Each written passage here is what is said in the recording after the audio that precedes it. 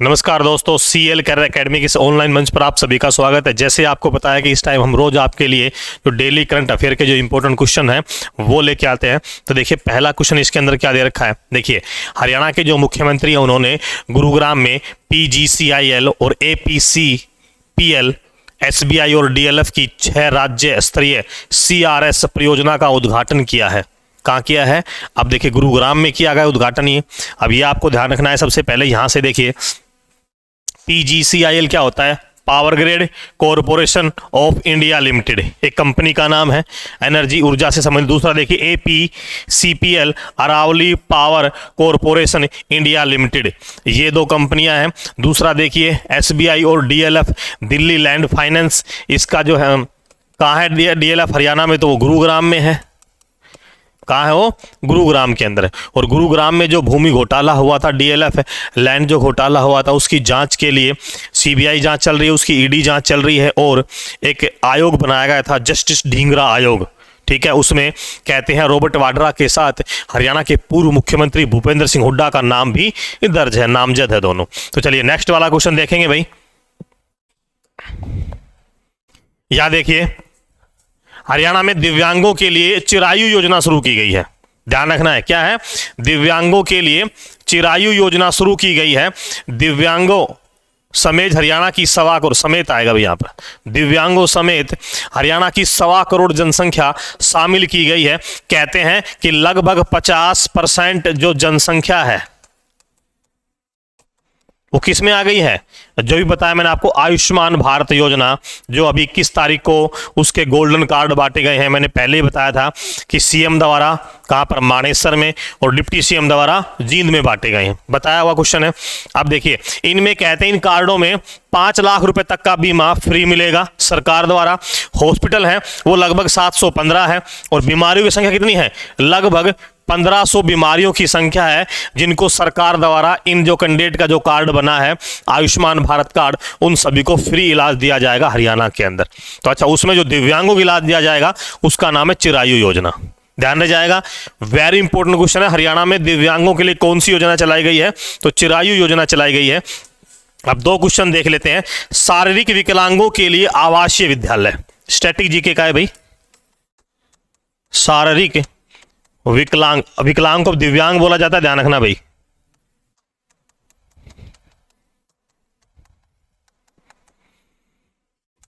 के लिए आवासीय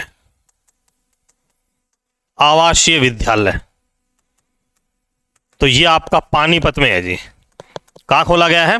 पानीपत में। ध्यान रखना, हरियाणा में शारीरिक दिव्यांगों के लिए जो आवासीय विद्यालय है वो आपका कहां है? पानीपत में है।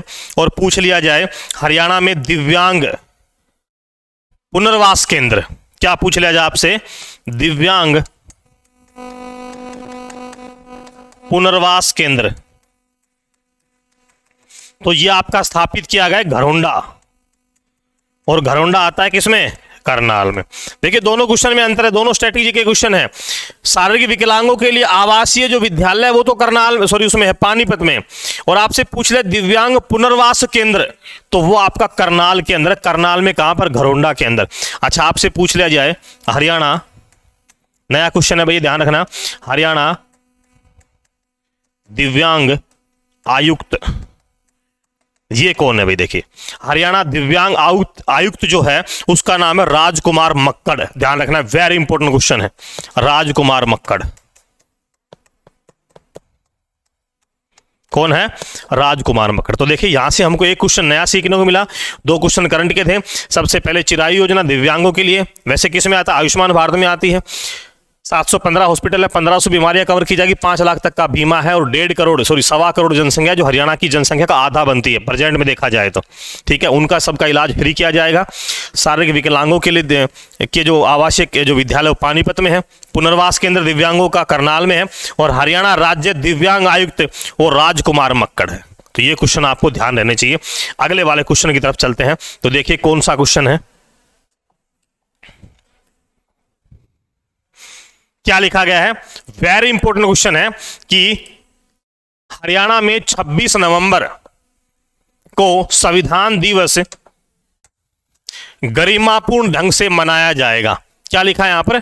गरिमापूर्ण ढंग से मनाया जाएगा। अब इसमें सबसे इंपॉर्टेंट जो क्वेश्चन बनता है, इस वर्ष भारत सरकार ने इस दिवस की जो थीम है, क्या है? भारत लोकतंत्र की जननी नाम दिया गया। वेरी इंपॉर्टेंट क्वेश्चन है कि इस वर्ष जो 26 नवंबर को जो संविधान की गरिमापूर्ण ढंग से जो मनाया जाए, उसकी थीम है भारत लोकतंत्र की जननी है। ठीक है, चलिए अब कहते हैं कुछ स्ट्रेटेजी के देख लेते हैं। 26 नवंबर 1949 को संविधान क्या हुआ था? पारित।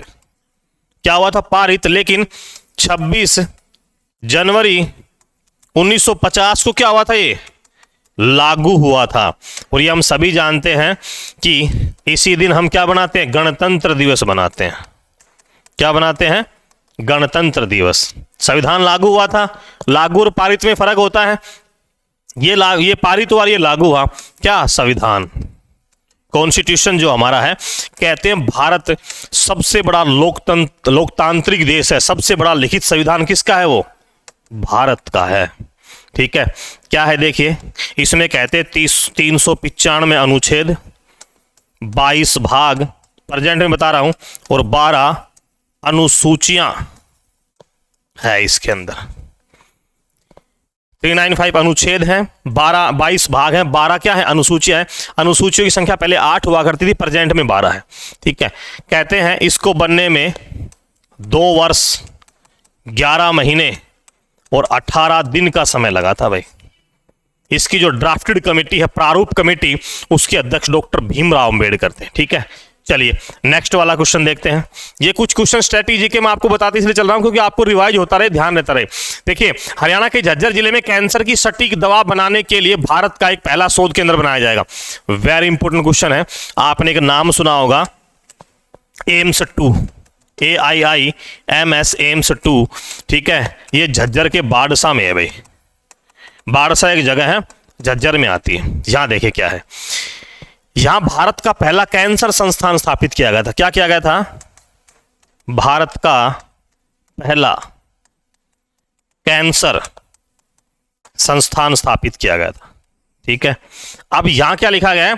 इसी कैंसर संस्थान में क्या लिखा गया है? यहां पर एक कैंसर की जो सटीक दवा है, बिल्कुल कहते हैं, उसके लिए रिसर्च केंद्र बनाया जाएगा।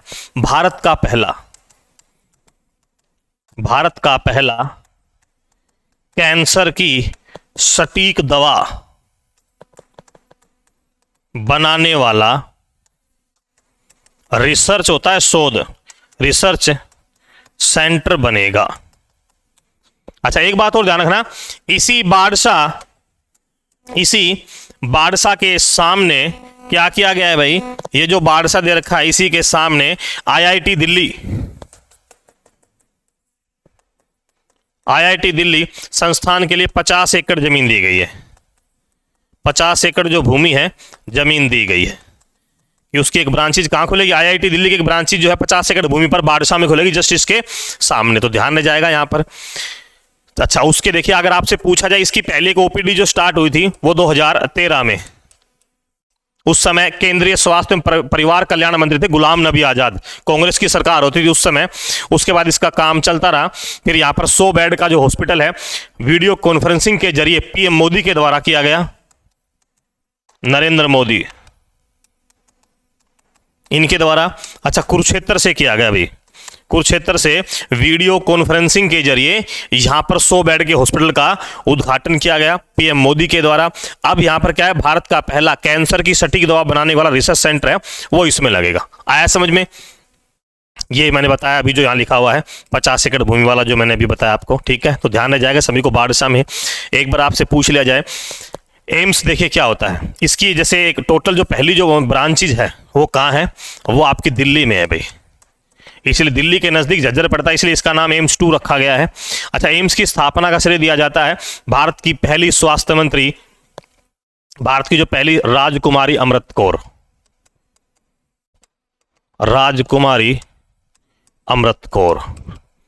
पहली स्वास्थ्य मंत्री, इनको दिया जाता है एम्स की स्थापना का श्रेय। ठीक है, एम्स होता है all India institute of medical science, ये इसकी फुल फॉर्म है। नेक्स्ट वाला क्वेश्चन देखते हैं, देखिए क्या है। जल जीवन मिशन सर्वेक्षण 2022-23 में अंबाला, रोहतक, फरीदाबाद जिलों को नल कनेक्शन में 100% कवरेज किया है, यानी कि 100% का जो लक्ष्य है वो हासिल किया है। अब देखिए आपसे पूछा जाएगा इसके अंदर पहला स्थान अंबाला का है, सेकंड रोहतक का है और थर्ड किसका है, फरीदाबाद का। कहते हैं 2019 नवंबर 2019 तक हरियाणा ने 18 जिलों में जो नल कनेक्शन है, जो नल कनेक्शन है उसके अंदर हर घर में नल लगाने का जो लक्ष्य वो स्थापित किया गया था, हासिल किया गया। 4 जिले बचे थे, 4 जिले, उनमें कौन कौन से हैं, महेंद्रगढ़,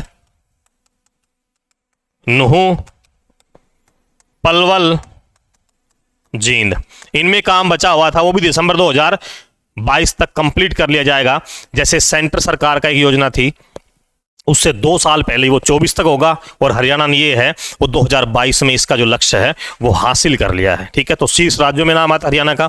ये वो 3 जिले हैं जो सबसे पहले स्थान पर है। अंबाला पहले पे है, रोहतक दूसरे पे और फरीदाबाद तीसरे पे है। ठीक है, अगर आपसे नंबर पूछा जाए, रैंकिंग पूछी जाए तो अंबाला पहले स्थान पर है, ध्यान में जाएगा सभी को। चलिए कुछ एक क्वेश्चन और देखते हैं यहीं से, आप इनको नोट करते जाइएगा। हर घर नल योजना एक चलाई थी ना, हर घर नल योजना 2019 में, हर घर नल योजना 2019 में हर घर में अंदर कनेक्शन के अंदर साफ पानी पीने योग्य के लिए ये जो है योजना चलाई गई थी। एक सुजल योजना भी है, ध्यान रखना कौन सी है, सुजल योजना। अच्छा, सुजल जो योजना है उसमें एक काम है वो जून 2022 में चलाई, सुजल योजना, इसमें फर्क है भी, ध्यान रखना। सुजल योजना जून 2022, इसमें क्या है, ये पानी की बचत से संबंधित है, ध्यान रख लेना है, क्योंकि आने वाले समय में जिस हिसाब से भूमिगत जो जल स्तर है वो नीचे जा रहा है, पीने योग्य पानी का जो एरिया हो कम होता जा रहा है, पानी की बर्बादी को रोकने के लिए सुजल योजना चलाई गई, जिसमें हर घर में क्या लगा है, मीटर लगा दिए गए पानी के, कितना लीटर पानी आप यूज करते हैं। ठीक है, तो उसके लिए एक सराहनीय कदम है। नेक्स्ट वाला देखिए भाई, भारतीय सेना में लांस नायक मंजू पहली महिला स्काई ड्राइवर बनी है। जींद की मंजू नैन धमतान साहिब, सुना है भैया आप, यहां पर कहते हैं क्या है, एक गुरुद्वारा भी है धमतान साहिब। अच्छा, कौन से गुरु से संबंधित है, तो वो है गुरु तेग बहादुर। अब देखिए यहां पर आपके 2 क्वेश्चन सोल्व हुए। एक आपने करंट का पढ़ा कि लांस नायक जो मंजू है पहली भारत की क्या है, महिला स्काई ड्राइवर है। इन्होंने क्या किया है, 10,000 मीटर की ऊंचाई से छलांग लगाई है, यानी कि जंप किया है, और ऐसा करने वाली पहली भारतीय क्या है, लांस नायक है भारतीय सेना में। ध्यान रखना है, मंजू नैन धमतान साहिब, और जिला कौन सा है, जींद, ध्यान रह जाएगा। धमतान साहिब गुरुद्वारा कहाँ है, जींद के अंदर। गुरु तेग बहादुर कहते हैं यहाँ कुछ दिन रुके थे धमतान साहिब गुरुद्वारे में। ठीक है, चलिए नेक्स्ट वाला क्वेश्चन देखते हैं। हरियाणा में सड़क हादसों की जानकारी के लिए इंटीग्रेटेड एक्सीडेंट डाटाबेस ऐप शुरू की गई है। क्या की गई है, सड़क हादसों की जानकारी के लिए एक आपसे पूछा जाएगा, इंटीग्रेट एक्सीडेंट डाटाबेस ऐप शुरू की है हरियाणा सरकार द्वारा।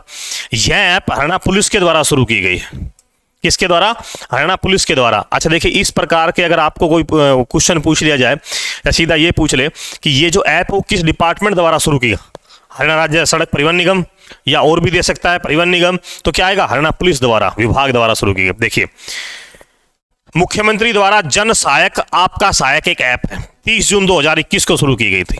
इसमें क्या है, विभिन्न सरकारी सेवाओं में आपातकालीन हेल्पलाइन नंबर व सूचनाओं के बारे में आवश्यक जानकारी मिलेगी। तो यहां से आपने एक करंट का पढ़ा, एक आपने 1 साल पहले करंट का पढ़ा, क्या है, जन सहायक आपका सहायक ऐप 2021 जून 2021।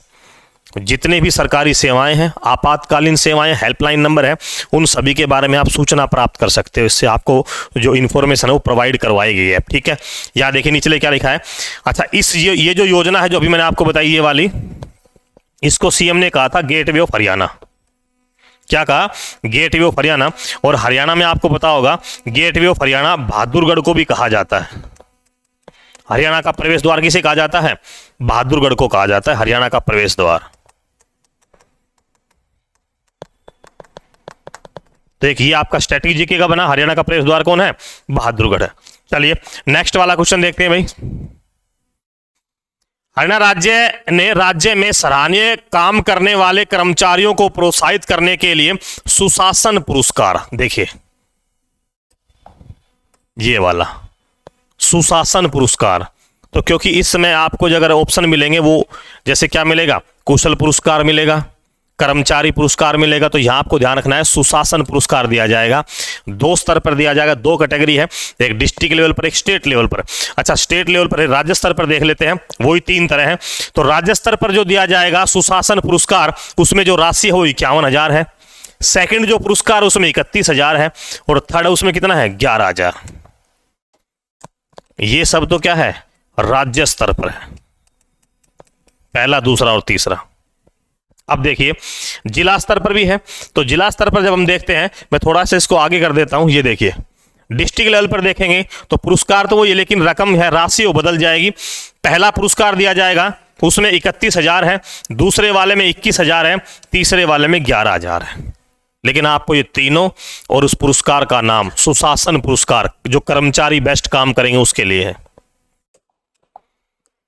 नेक्स्ट देखिए भाई, हाल ही में हरियाणा की 5 हस्तियों को पद्मश्री पुरस्कार मिला। ये पुरस्कार से संबंधित इसलिए मैंने कराया है, तो ये पुराना क्वेश्चन, लेकिन जब पुरस्कार का आया तो मैं सोचा स्टैटिक जी के है थोड़ी सी इसमें, और थोड़ी सी आपकी कौन सी है वो करंट जी के रिवाइज हो जाएगी पिछले की। तो देखिए 5 को दिया गया था भाई पद्मश्री। ये शायद सीईटी में आया था, कितने को दिया गया? 5 को दिया गया, और एक एक पूछा गया था सभी के अंदर। चलिए पद्मश्री अवार्ड राष्ट्रपति देता है, राष्ट्रीय पुरस्कार है ये। यहां देखिए सुमित सबसे पहले नीरज चोपड़ा, खेल के क्षेत्र में पता है जैवलिन थ्रो है, खंडरा गांव पानीपत से। सुमित अंतिल टोक्यो ओलंपिक में, ये भी क्या है? टोक्यो ओलंपिक में जैवलिन थ्रो से है। अच्छा उसके बाद अगर आपसे पूछ लिया, जैवलिन थ्रो से है ये भी, हाँ पैरा ओलंपिक में जैवलिन थ्रो से। अच्छा उसके बाद सुमित अंतिल के बाद ओम प्रकाश गांधी। अच्छा इसका मैं आपको गांव बता देता हूं, खेवड़ा, सोनीपत। एक सीमा अंतिल पूनिया का भी पूछा गया था ना, किसकी शिफ्ट में आया था क्वेश्चन? ये सीमा अंतिल पूनिया कौन से गांव से संबंधित है? वो भी सोनीपत के खेवड़ा से है। ठीक है। ओम प्रकाश गांधी सामाजिक कार्य यमुनानगर से है भाई। अब यहां से एक नया क्वेश्चन बताते हैं कि ओम प्रकाश गांधी का जो गांव है ना, माधोबन गांव है। गांव कौन सा इनका? माधोबन।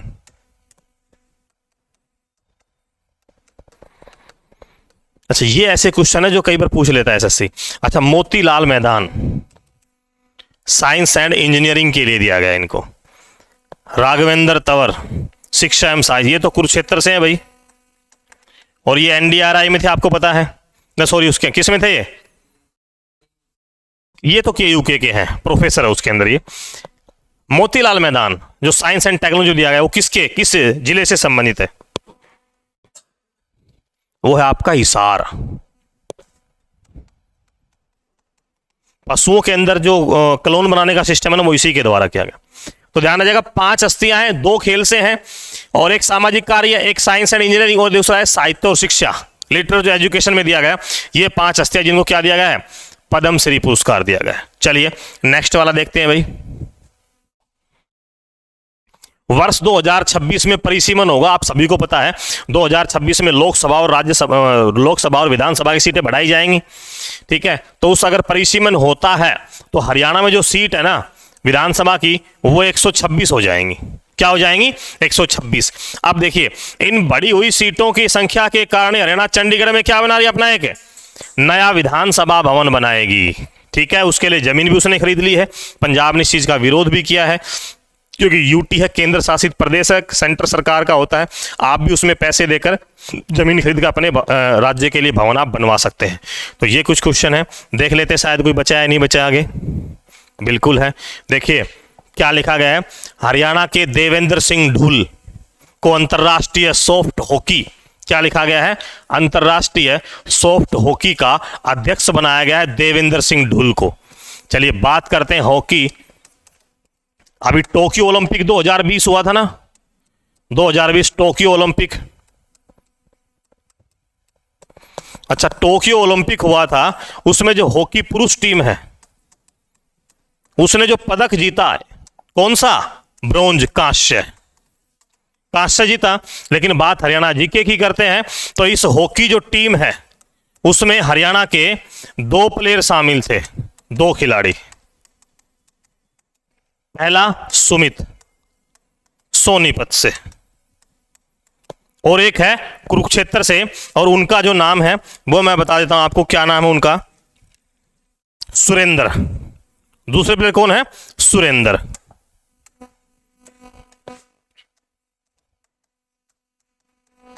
ये कुरुक्षेत्र से है भाई। बात करते हैं महिला हॉकी टीम की। महिला जो हॉकी टीम है जो ओलंपिक में गई थी, उसमें हरियाणा की जो खिलाड़ी थी उनकी संख्या थी 9।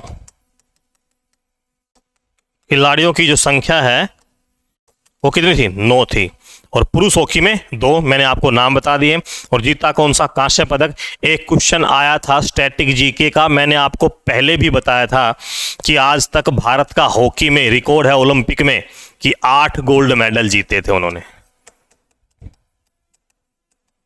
और यही पूछा गया था कि भारत ने ओलंपिक में सबसे अधिक मेडल किस खेल में जीते हैं। कई लोगों ने कुश्ती कर दिया, क्या है? हॉकी के अंदर जीते हैं 8। टोटल कितने बताए थे मैंने आपको? यही बताया था, टोटल 10 मेडल। जब नीरज चोपड़ा का करवाया, जब मैंने आपको बताया था व्यक्तिगत रूप से 2 मेडल है, अभिनव बिंद्रा शूटिंग से, नीरज चोपड़ा जेवलिंग थ्रो से। उसके बाद जो 8 मेडल है उसमें ओलंपिक में वो हॉकी के हैं भारत के। आज भी रिकॉर्ड कोई तोड़ नहीं पाया है, ठीक है। यहां देखते कोई और क्वेश्चन है क्या? बिल्कुल है। देखिए, मनु भाकर ने 15वीं एशियाई जूनियर एयरगन, ये मैंने क्वेश्चन पहले भी करवाया था, चैंपियनशिप में 3 गोल्ड मेडल जीते हैं भाई। मनु भाकर का संबंध है झज्जर के गोरैया गांव से। 2 कैटेगरी में खेलती है, 25 मीटर एयर पिस्टल और क्या है 10 मीटर एयर पिस्टल में। तो ये जो जितने भी गोल्ड हैं सारे के सारे वो 10 मीटर एयर पिस्टल में बताएंगे। अभी प्रतियोगिता देखिए कहाँ हुई है। प्रतियोगिता कोरिया है, दक्षिणी कोरिया, उसका एक शहर है दाएगू, उसमें आयोजित की गई। तो मनु भाकर ने देखिए पहला gold 10 metre air pistol single, दूसरा क्या है 10 मीटर एयर पिस्टल टीम के साथ, और तीसरा है डबल मिक्स, वो भी 10 मीटर एयर पिस्टल है। इस तरह उन्होंने क्या जीते हैं? 3 स्वर्ण पदक जीते हैं, ध्यान रह जाएगा। नेक्स्ट वाला देखिए। अच्छा, गोरैया एक पर्यटक स्थल भी है जो झज्जर के अंदर है। गोरैया एक गांव है जहां से कौन आती है? मनु भाकर। कहते हैं 2018 ओलंपिक, यूथ ओलंपिक में इनका गोल्ड मेडल था, और राष्ट्रमंडल खेलों में इनका क्या था? Gold medal.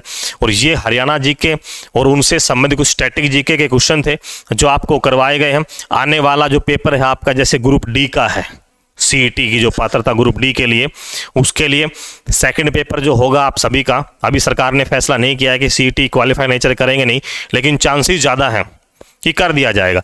तो उन सभी में आपको इस प्रकार के क्वेश्चन है, क्योंकि वो डिपार्टमेंटली पेपर होगा तो हरियाणा जी की अच्छी लेवल की पूछी जाएगी, ठीक है।